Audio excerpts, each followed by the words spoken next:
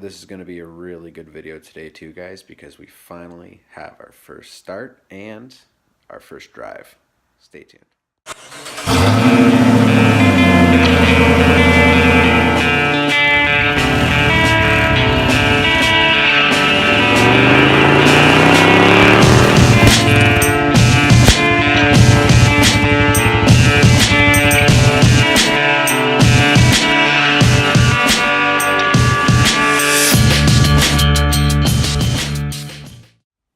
Hey guys, so I know this is a little bit of a late update, and as you can see, things are quite a bit different from the last video that we put out.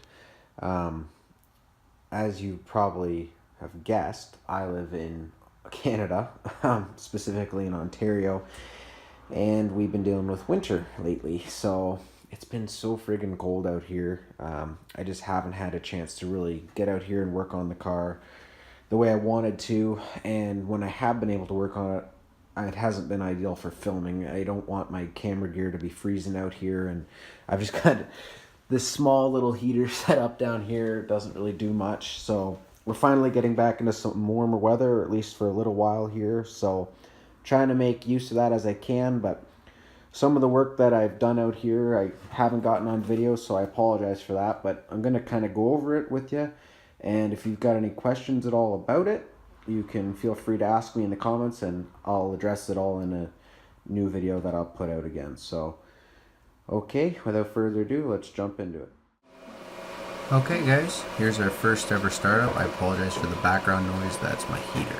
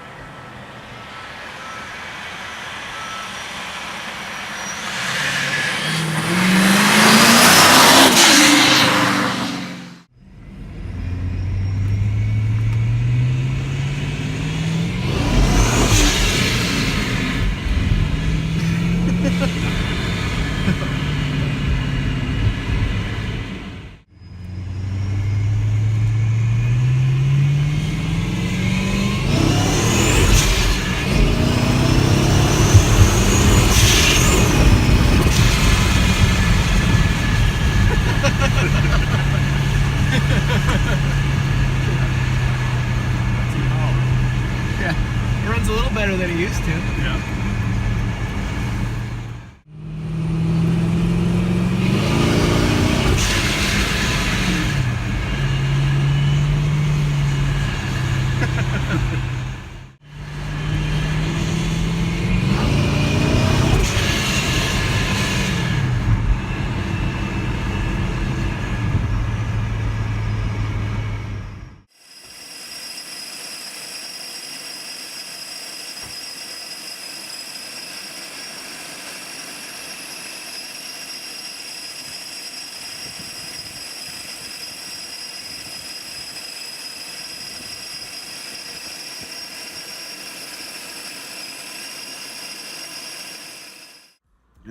So first thing that we'll look at is our intercooler. So we were talking in the last video about mounting. So we've got our mounts on there. Like I said, I have to reverse them from the way Procharger said to do it. And I got some vibrant 4-inch hose. It bends down into an oval fine. Works good in this application. Some new clamps. And then for the rad, in order to make a little bracket to hold the top of the rad in the correct place, now that everything is lowered and moved forward and shifted all over the place, what I actually ended up using was the stock horn brackets, and I just re-drilled them. So I'm gonna make something a little better for that, but for now at least it got me off the ground and got me rolling and everything else. So yeah, I kind of repurposed the horn brackets. You can't really use them where they are anyways anymore because of where the pipe work goes. So yeah, I did the same thing on this side, and yep, like I said, just kind of drilled them and bent them a little bit, and they're holding the rad perfectly. I may end up moving this cooler down kind of this way on the cooler and on the other cooler, and adding some hose to it so that we can get that all plumbed in there, and then that way I'll be able to move the intercooler back and shorten those silicone couplers, which will then make it easier for me to put my bumper on, because right now I'm having to cut the bumper right here where the grill is. But we'll see. I may leave it where it is and just cut the bumper, but I'd rather leave it looking stock on the outside of the car. I kind of like the whole sleeper thing, so yeah, we'll see what we end up doing with that. Okay, so the other thing that I wanted to talk about is I've had a couple of issues with the kit, and I kind of wanted to, as I told everyone, I'm going to be completely transparent with this. So here's the issues that I've kind of run into. The blower bracket seems to have some flex to it. I don't know if it's really going to come through on video or not, but you can grab it and move it a fair bit. And I think that could be causing the other issue that I'm having. If you can see, this is not the original belt that I had on the car in the other videos I was making. It is, actually, I should clarify, but I've modified it. So when I did my first startup on this, it worked totally fine with the 8-rib belt that was on there. And then after about 8-10 minutes of runtime, the belt actually popped off two teeth. So I said, well, that's weird, and I shut the car off and I put it back on, fired the car up again, and as soon as I started it, popped off 2 teeth. Or 2 ribs rather. And it did that no matter what I did. I tried flipping the belt, I tried doing all sorts of things, and no matter what I did, I kept losing the belt halfway. So I've been in touch with Torqstorm. They're still trying to figure out a proper fix for me on that. But until then, another fellow that I've been talking to who runs the same setup as me on his 300 SRT8 was telling me that he was having the exact same problem, and he ended up cutting 2 ribs off of his belt, basically making it a 6-rib, which is what Procharger uses on their smaller setups and whatnot anyway. And guys have issues with belt slip, but but it seems to work pretty good. So I said, well, we're gonna try it and see what happens. So did that. It seems to be working totally fine now. I've had alignment tools on this. I've had straight edges on it. I can't see anything being out of alignment. The only thing I can tell is that the bracket has flex in it, and maybe that's why it pulls off, but I don't know. Still gonna try and sort that out so I can get the 8-rib back on it, but for now at least the car's up and running, and we should be able to get it on the rollers and all tuned up properly. Probably noticed is that the original tensioner that I had on it, which is the this nice aluminum one here, is not on the car at the moment. I have a plastic one. The reason for that is, as you guys know, I broke one tensioner, so it's in the garbage over there. I broke one tensioner, and I did it right here by putting an impact on it, and that was my own fault. I didn't realize it was left-hand thread, and I broke it. Owned up to that, bought a new tensioner.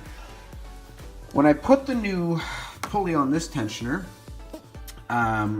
it was fine for a while, and then when I kept having to put the belt back on because it was coming off, one day I was pulling it up, and you use the bolt to pull it up, and I heard it snap.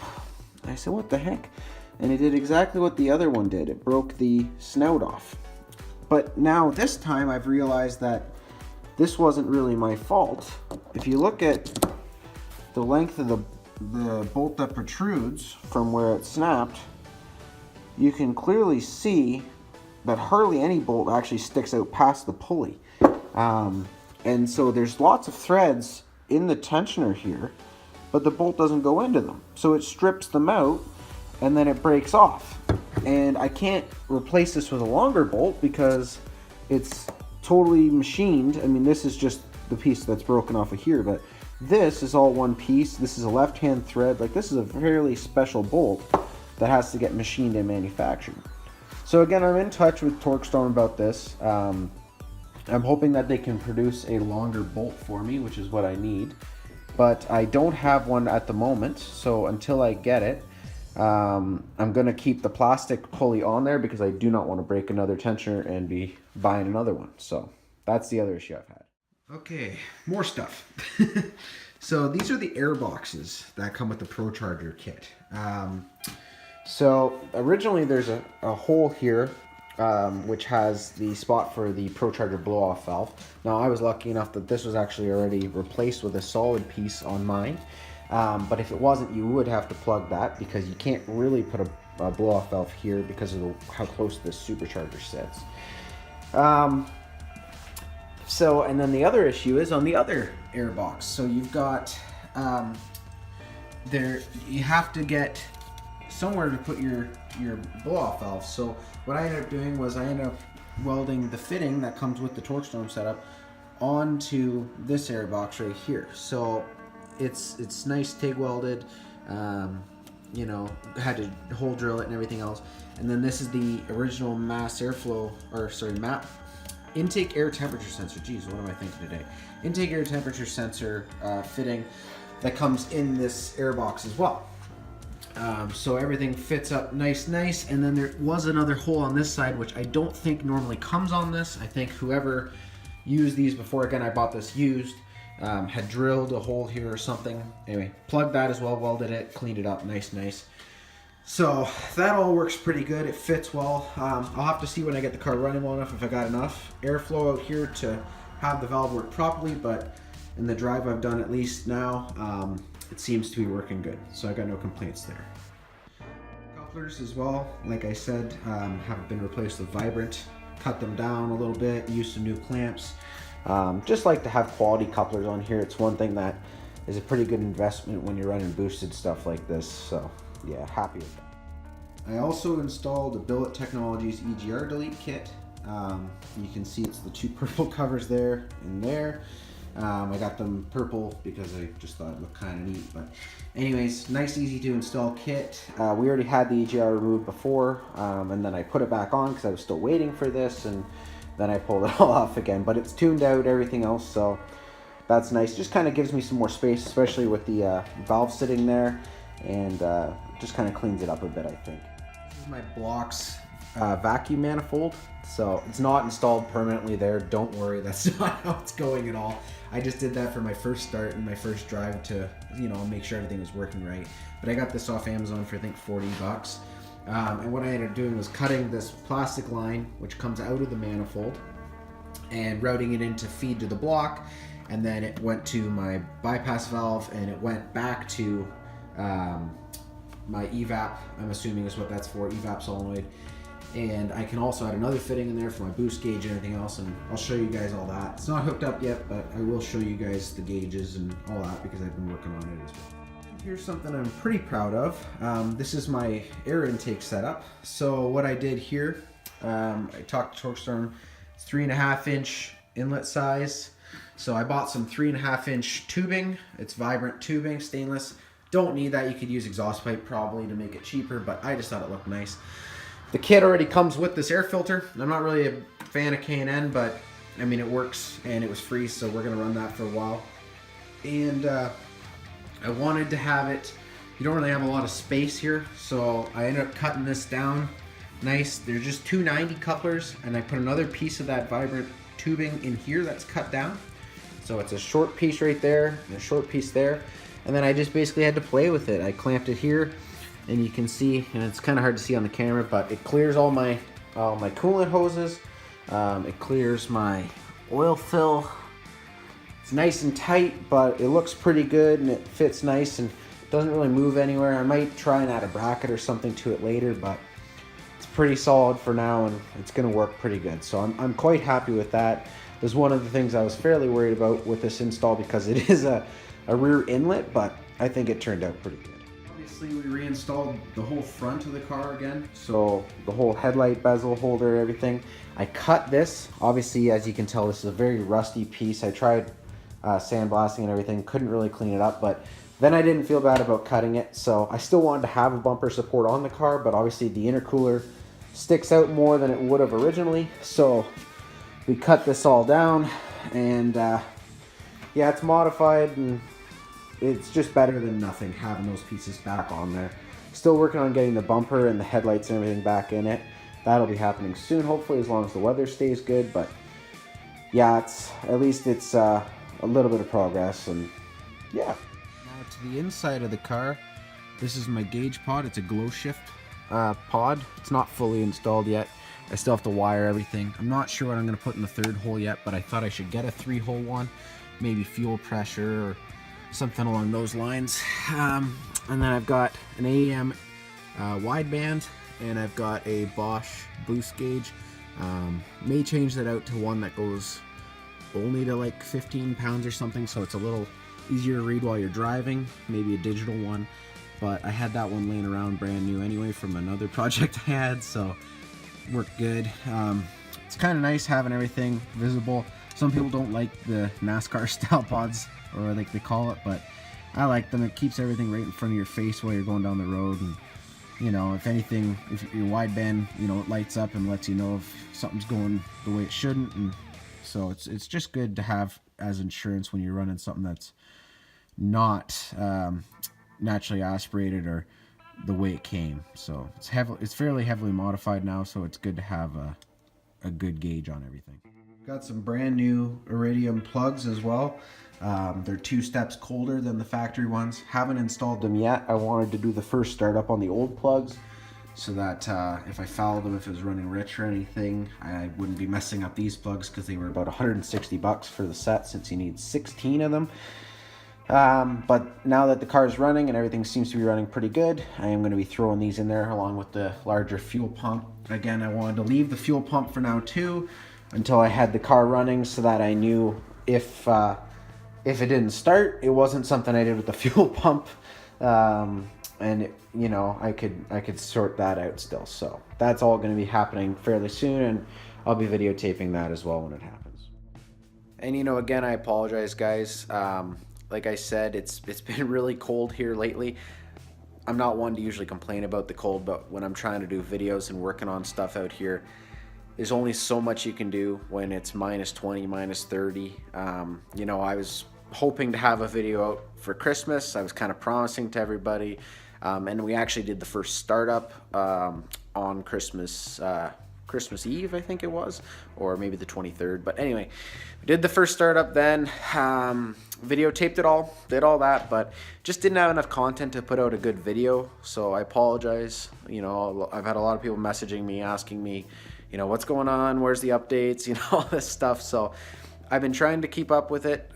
It's been real hard for me to work on it. And I sold my daily driver. I had a 2016 Ram Sport. I just kind of was tired of making new vehicle payments on it. I do a lot of mileage for my job, so I sold that truck, paid off the loan on it, and I wanted to buy something cash. So on Boxing Day, I went out with my father-in-law and bought a 2003 Cadillac Escalade. I'm going to start doing some videos on that truck too. If you guys are interested in seeing some stuff on that truck, let me know. It's a LQ9 LS motor, 345 horsepower, all-wheel drive. You know, pretty nice truck. I got it for 2,900 bucks Canadian. It's a good little daily driver. It's got some hiccups. It's got fairly high mileage, and I ended up taking the transmission out of it last week. So it's at a shop in town. I probably could have rebuilt it myself, but I need that truck every day, so I wanted to get it done quickly and make sure I wasn't gonna have any headaches with it. So right now it's getting fully built. I'm putting the 10-pack of Kevlar clutches, Kevlar bands, Corvette servo, shift kit, Beast sun shell, you know, aftermarket cooler with a temperature regulator in it. It's really, I'm kind of going all out on it, but I know it's, I should be 4L80 swapping it, but it's a short wheelbase Escalade, so it's not easy to do that since it's all-wheel drive. So we're going to keep the 60. The engine's going to stay pretty much stock. It's just going to be used for daily driving and towing my car around. So I'm sure the 60 will be fine with the work I'm putting into it for quite some time. Well, it's a 65E if you want to be technical, but anyway, so yeah, so I am going to start doing some videos on that truck too, because I'm doing quite a bit of work on it. It's going to be more maintenance related than modifications, but you know, there's not a whole lot of stuff out there for those trucks. There's a lot for that chassis, but not Escalades in particular, so I'm going to try and put some stuff out on that. And you know, if I do decide to do some modifications and stuff to it, obviously I'll be documenting that too. So I'm going to try and make a new playlist and put all that stuff out. But anyway, so that's kind of been holding me up though too. I've been working on that truck, getting it road ready, and you know, dealing with a couple of headaches here and there. It was a cheap, high mileage truck, right? So there's going to be headaches, but she's pretty well sorted out now. So we're back to the Charger and messing around with this, but you know, not trying to make excuses. Obviously I was hoping to have one out sooner, but you know, it is what it is, guys. So here you go anyway, and hopefully, you know, this will be something to keep you guys covered until the next video comes out, which hopefully will be the car going on the dyno. I'm still going to be trying to book a spot for it. I got to get the rest of it put back together, obviously, but I want to try and book a slot on it down in I found a dyno in Toronto. They don't tune there. Jay Green is doing my tuning through email, but they have an all-wheel drive dyno, which I need, obviously, with this car. So I'm gonna try and book a slot for that, get the car down there, and hopefully we're gonna be able to get some numbers out of it and see where we're at. I don't know. Hopefully it's pretty good, but I guess time will tell. Anyway, that's it for now, guys. So we'll talk to you later, and ciao.